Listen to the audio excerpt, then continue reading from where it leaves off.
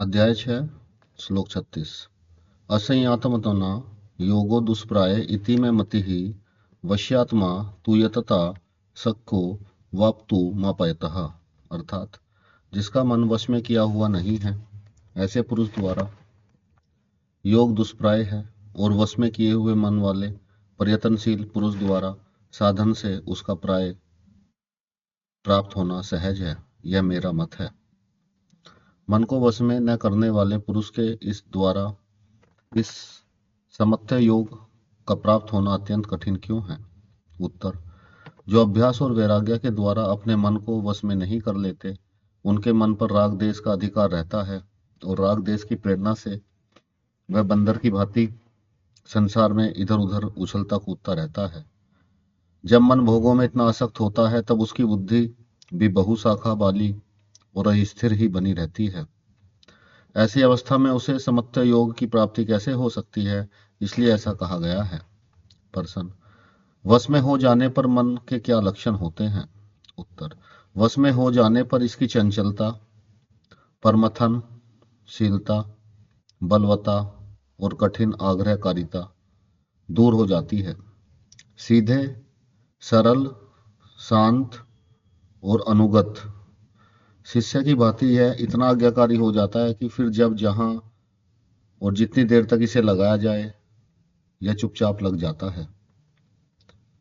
न वहां लगने में जरा भी आनाकानी करता है, न इंद्रियों की बात सुनकर कहीं जाना चाहता है, न अपनी इच्छा से हटता है, न ऊबता है और न उपद्रव ही मचाता है।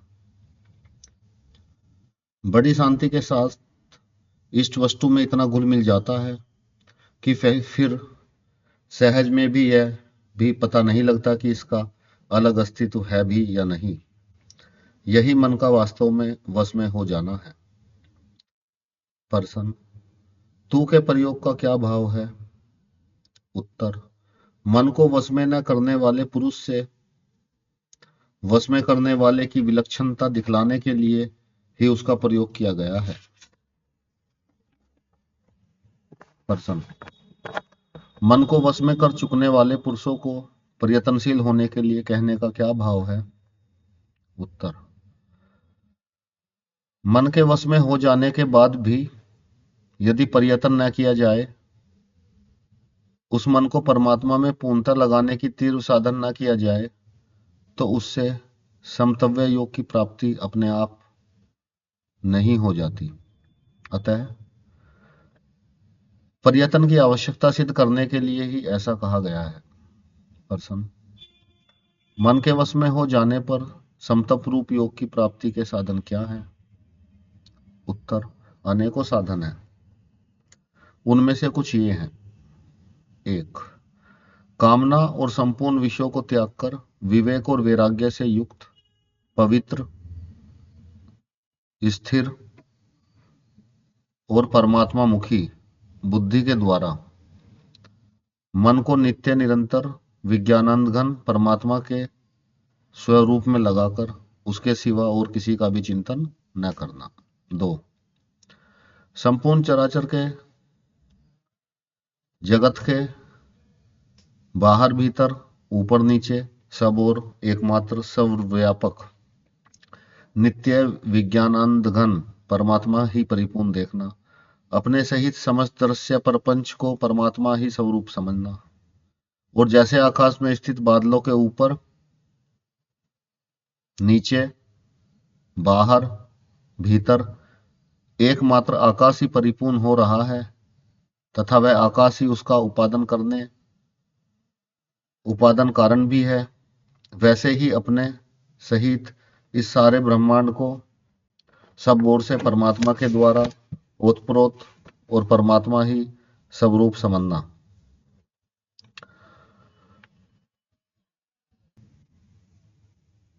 3.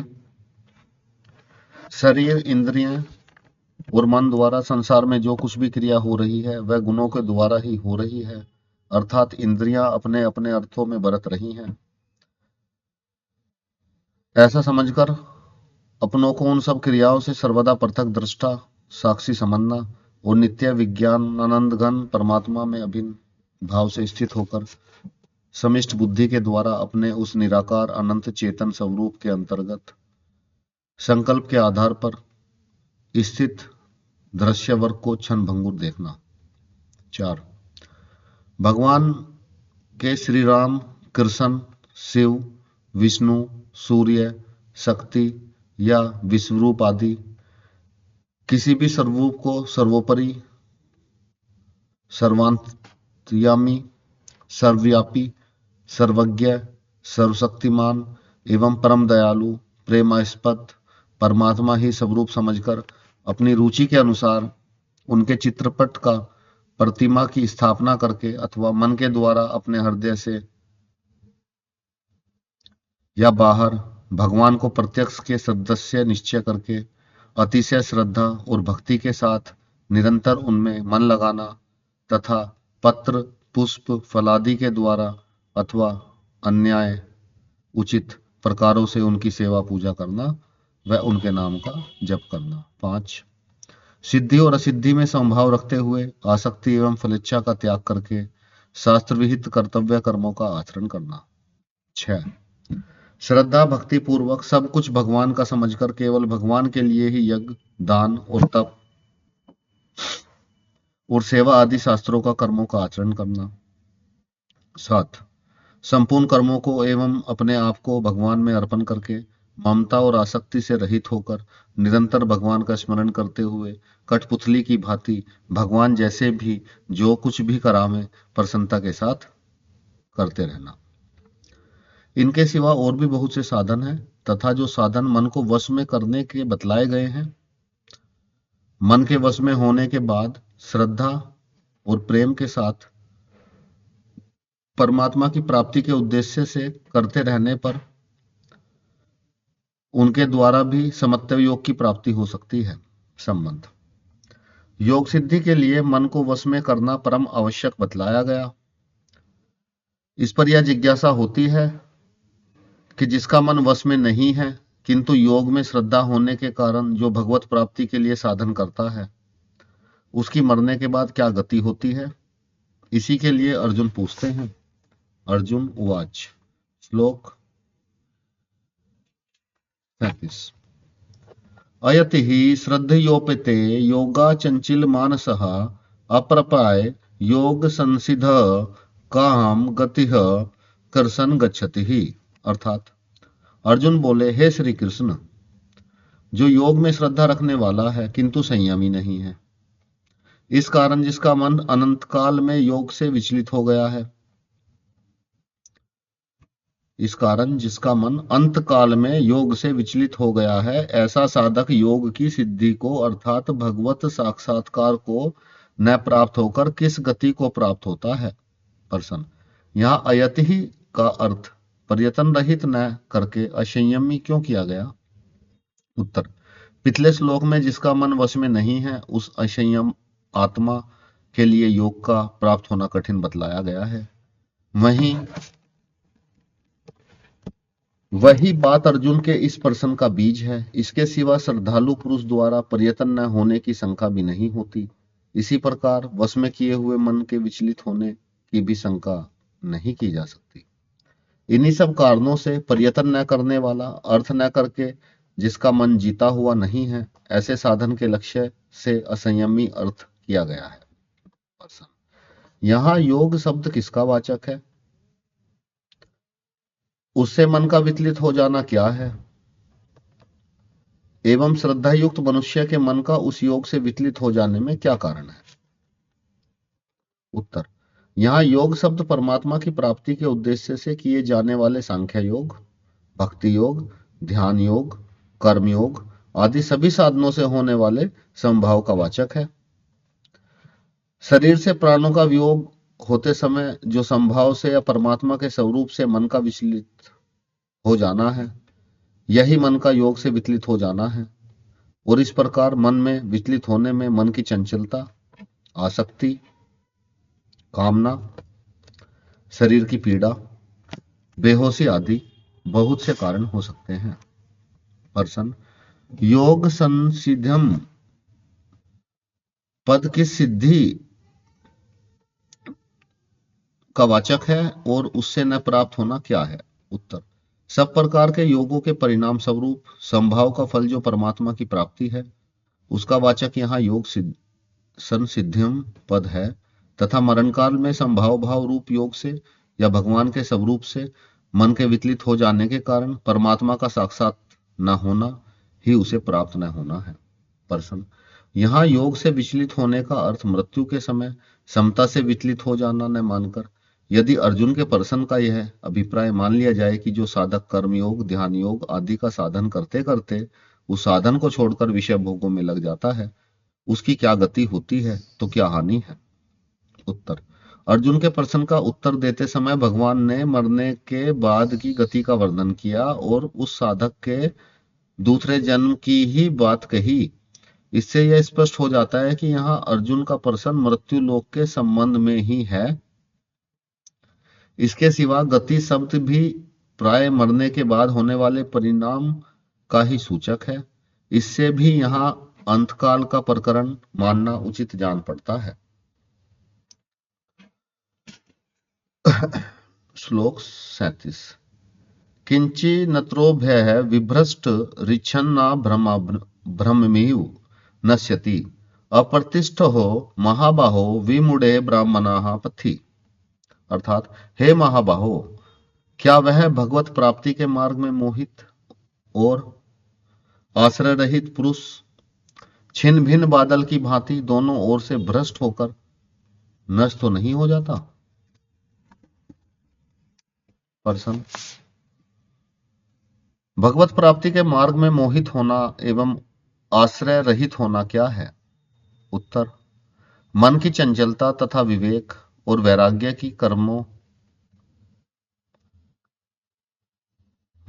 की कमी के कारण भगवत प्राप्ति के साधन से मन का विचलित हो जाना और फलत परमात्मा प्राप्ति न होना तथा फल की कामना का त्याग कर देने के कारण शुभ कर्म के फलरूप स्वर्गादि लोकों का ना मिलना ही पुरुष का भगवत प्राप्ति के मार्ग से मोहित एवं आश्रय रहित होना है। प्रश्न, छिन्न भिन्न बादल की भांति उभय भ्रष्ट होकर नष्ट हो जाने का क्या भाव है? उत्तर, यहाँ अर्जुन का अभिप्राय यह है कि जीवन भर फलेच्छा का त्याग करके कर्म करने से स्वर्गादि भोग तो उसे मिलते नहीं, अंत समय में परमात्मा की प्राप्ति के साधन से मन विचलित हो जाने के कारण भगवत प्राप्ति भी नहीं होती। अतएव जैसे बादल का एक टुकड़ा उससे पृथक होकर पुनः दूसरे बादल से संयुक्त न होने पर नष्ट हो जाता है, वैसे ही वह साधक सर्वादि लोक और परमात्मा दोनों ही प्राप्ति से वंचित होकर नष्ट तो नहीं हो जाता, यानी उसकी कहीं अधोगति तो नहीं होती। संबंध, इस प्रकार शंका उपस्थित करके जब अर्जुन उसकी निवृत्ति के लिए भगवान से प्रार्थना करते हैं।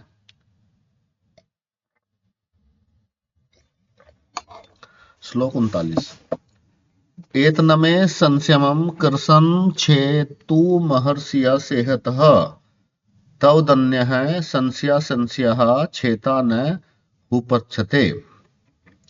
अर्थात, हे श्री कृष्ण, मेरे इस संशय को संपूर्ण रूप से छेदन करने के लिए आप ही योग्य हैं, क्योंकि आपके सिवा दूसरा इस संशय का छेदन करने वाला मिलना संभव नहीं है। प्रश्न, अर्जुन के इस कथन का स्पष्टीकरण कीजिए। उत्तर, यहाँ अर्जुन मृत्यु के बादल की गति जानना चाहता है। यह एक ऐसा रहस्य है जिसका उद्घाटन बुद्धि और तर्क के बल पर कोई नहीं कर सकता।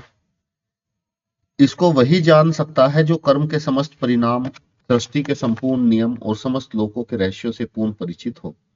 लोक लोकांतरों के देवता, सर्वत्र विचरण करने की सामर्थ्य वाले ऋषि मुनि और तपस्वी तथा विभिन्न लोकों की घटनावलियों को देख और जान सकने की सामर्थ्य वाले योगी किसी अंश तक इन बातों को जानते हैं, परंतु उनका ज्ञान भी सीमित ही होता है।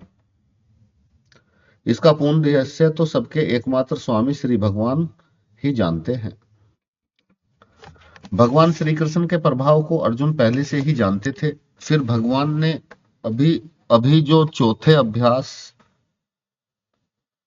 अध्याय में अपने को जन्मों के जानने वाला, अजन्मा, अविनाशी तथा सब प्राणियों के ईश्वर, गुण कर्मानुसार सबके रचयिता, और पांचवें अध्याय के अंत में सब लोकों के महान ईश्वर बतलाया। इससे भगवान श्री कृष्ण के परमेश्वर में अर्जुन का विश्वास और भी बढ़ गया। इसी से वह यह कहकर कि आपके सिवा मुझसे दूसरा कोई नहीं मिल सकता जो मेरे इस संशय को पूर्ण रूप से नष्ट कर सके, इस संदेह के समूल नाश करने के लिए तो आप ही योग्य हैं।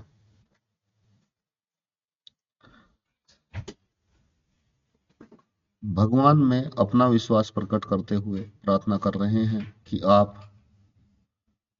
सर्वांतर्यामी, सर्वज्ञ, सर्वशक्तिमान, संपूर्ण मर्यादाओं के निर्माता और नियंत्रणकर्ता साक्षात परमेश्वर हैं। अनंत कोटि ब्रह्मांडों के अनंत जीवों की समस्त गतियों के रहस्य का पूरा आपको पता है, और समस्त लोकांतरों की त्रिकाल में होने वाली समस्त घटनाएं आपके लिए सदा ही प्रत्यक्ष हैं। ऐसी अवस्था में योग भ्रष्ट पुरुषों की गति का वर्णन करना आपके लिए बहुत ही आसान बात है। जब आप स्वयं यह उपस्थित हैं तो मैं और किससे पूछूं, और वस्तु तो आपके सिवाय इस रहस्य को दूसरा बतला ही कौन सकता है। अतएव कृपा पूर्वक आप ही इस रहस्य को खोलकर मेरे संशय जाल का छेदन कीजिए। संबंध अर्जुन ने इस बात पूछी कि वह योग से विचलित हुआ साधक उभय भ्रष्ट होकर नष्ट तो नहीं हो जाता। भगवान अब उसका उत्तर देते हैं। श्री भगवान उवाच। श्लोक 40। पार्थ नेवेह नामुत्र विनाशत्य वेद्यते न हि कल्याण कर्तकः श्रीद दुर्गति तात गच्छन्ति।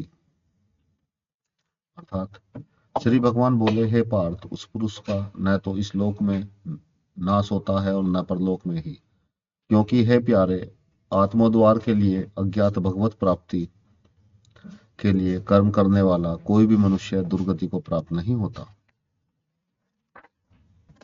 पर्सन योग के विचलित हुए साधक का इस लोक या परलोक में कहीं भी नाश नहीं होता, इस कथन का क्या अभिप्राय है। उत्तर, वर्तमान स्थिति से पतन हो जाना ही नष्ट होना है। अतः मरने के बाद यदि उसका जन्म इस मनुष्य लोक में होता है तो यहाँ भी उसका पहले की ही स्थिति से पतन नहीं होता, उत्थान ही होता है। और यदि स्वर्गवादी अन्य लोकों में जन्म होता है तो वहां भी पतन नहीं होता, उत्थान ही होता है। इस कारण उसका इस लोक में या परलोक में कहीं भी विनाश नहीं होता। वह जहां रहता है वहीं परमात्मा के मार्ग में आगे ही बढ़ता रहता है। इससे भगवान ने अर्जुन के उभय भ्रष्ट विषयक शंका का संक्षेप में उत्तर दिया। अभिप्राय यह है कि वह न तो इस लोक या परलोक के भोगों से वंचित रहता है और न योग सिद्धि रूप परमात्मा प्राप्ति से ही वंचित रहता है। पर्सन ही अब वह यहाँ किस अर्थ में है, और उसके साथ यह कहने का कि कल्याण के लिए साधन करने वाले किसी भी मनुष्य की दुर्गति नहीं होती, क्या अभिप्राय है। उत्तर, ही अव्यय यहाँ हेतुवाचक है और इसके सहित उपयुक्त कथन से भगवान ने साधकों को यह आश्वासन दिया है कि जो साधक अपनी शक्ति के अनुसार श्रद्धा पूर्वक कल्याण का साधन करता है, उसकी किसी भी कारण से कभी सुकर, कुकर, कीट पतंग आदि नीच योनियों की प्राप्ति रूप और कुंभीपाक आदि नरकों की प्राप्ति रूप दुर्गति नहीं हो सकती। पर्सन भगवत प्राप्ति के लिए कर्म करने वाला कोई भी पुरुष दुर्गति को प्राप्त नहीं होता, ऐसा कहा गया है। किंतु यह क्यों संभव है, क्योंकि मनुष्य के पूर्वकृत पाप तो रहते ही हैं, उससे फलस्वरूप मृत्यु के अनंतर उसकी दुर्गति भी हो सकती है। उत्तर, पूर्व कर्त्य पाप रहते हुए भी भगवत प्राप्ति के लिए अर्थात आत्मोद्धार के लिए कर्म करने वाले किसी की भी दुर्गति नहीं होती। यह ठीक ही है। मान लीजिए एक पुरुष ऋणी है और उसको किसी के रुपए देने हैं, परंतु वह बेईमान नहीं है। उसके पास जो कुछ था उसने सर्वत अपने महाजन को दे दिया और जो कुछ भी कमाता है उसे भी शुद्ध नियत से देता आ रहा है और देना चाहता है।